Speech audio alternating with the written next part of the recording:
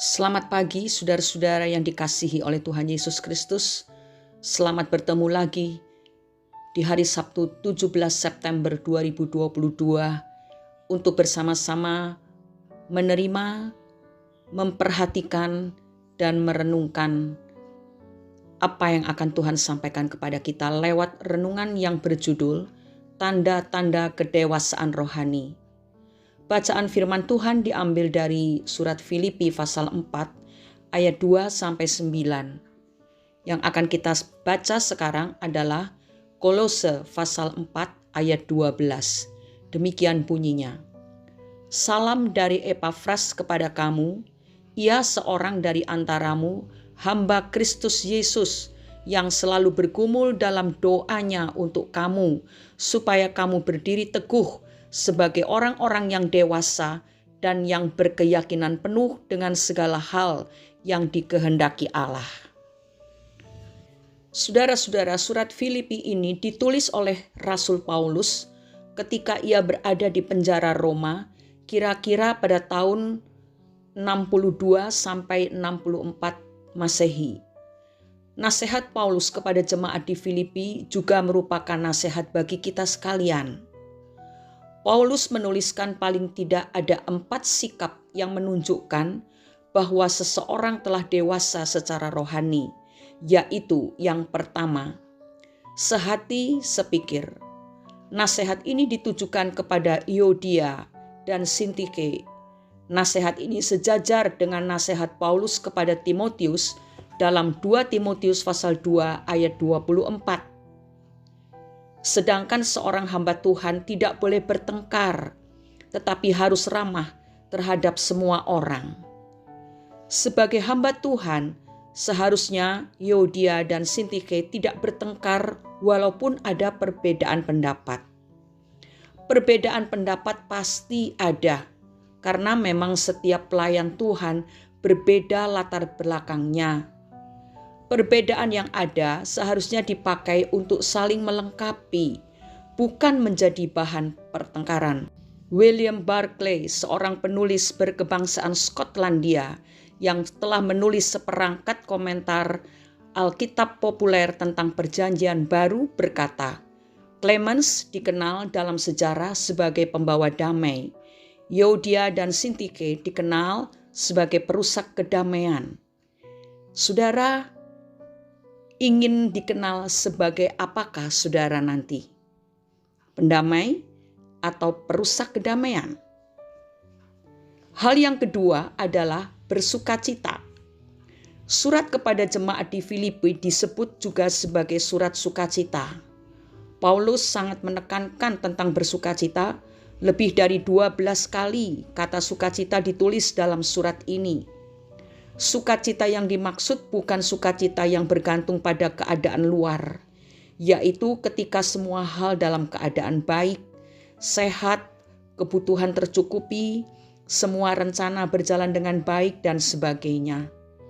Tetapi sukacita yang dari dalam, yaitu yang bersumber pada hubungan kita dengan Tuhan, bahwa Tuhan ada untuk kita di semua keadaan hidup kita.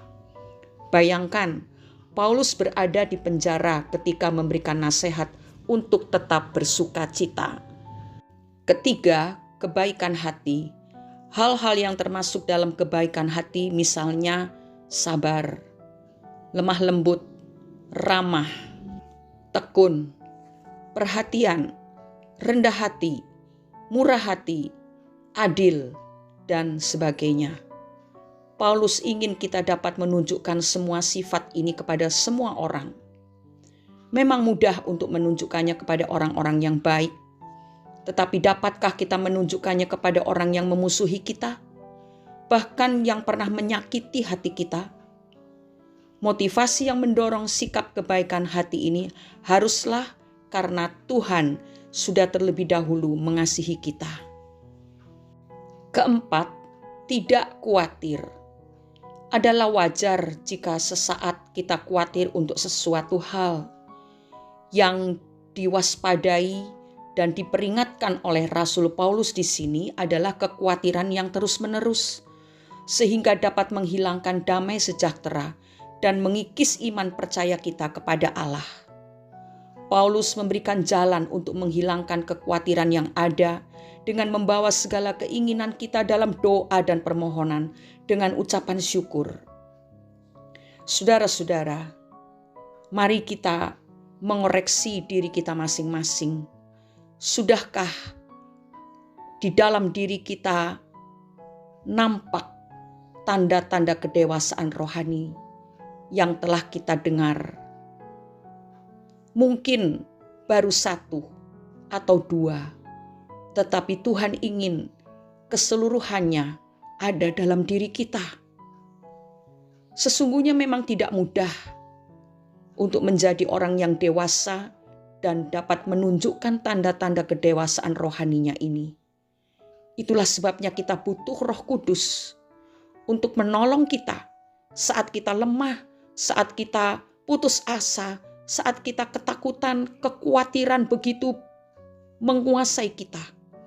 Dan segala hal, mungkin kemarahan, tinggi hati dan sebagainya. Tidak bisa kita lawan dengan kekuatan sendiri. Kita harus minta pertolongan Tuhan. Karena itu, biarlah setiap hari kita menjadi lebih dekat dengan Tuhan, supaya tanda-tanda kedewasaan rohani ini semakin nyata dalam hidup kita.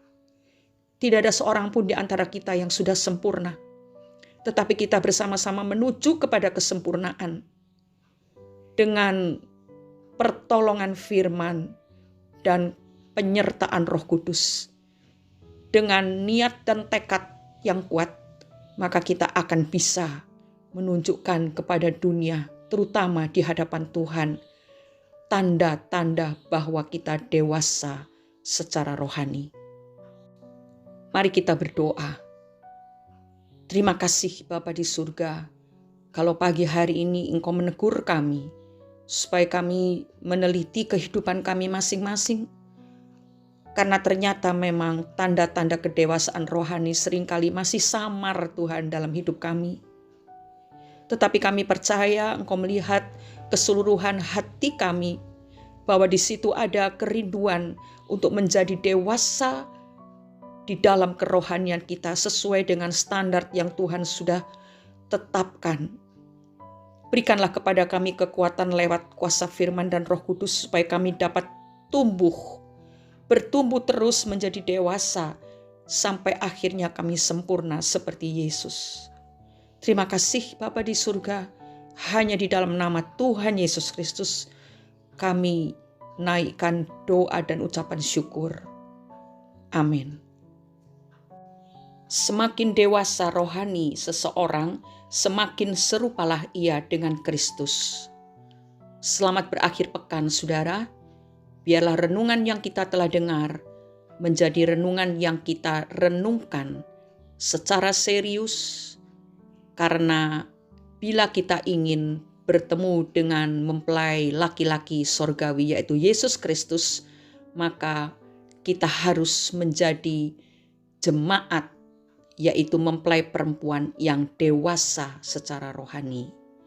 Tuhan selalu memberkati dan memberi kekuatan kepada kita untuk melangkah sesuai kehendak-Nya. Amin.